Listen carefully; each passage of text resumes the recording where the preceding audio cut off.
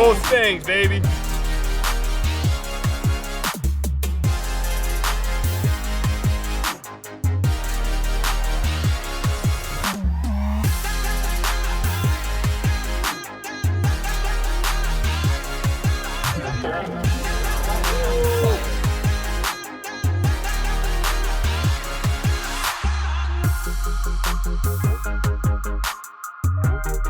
As we step out of this place we call home for 2, 4, even more years, I leave you guys with these challenges.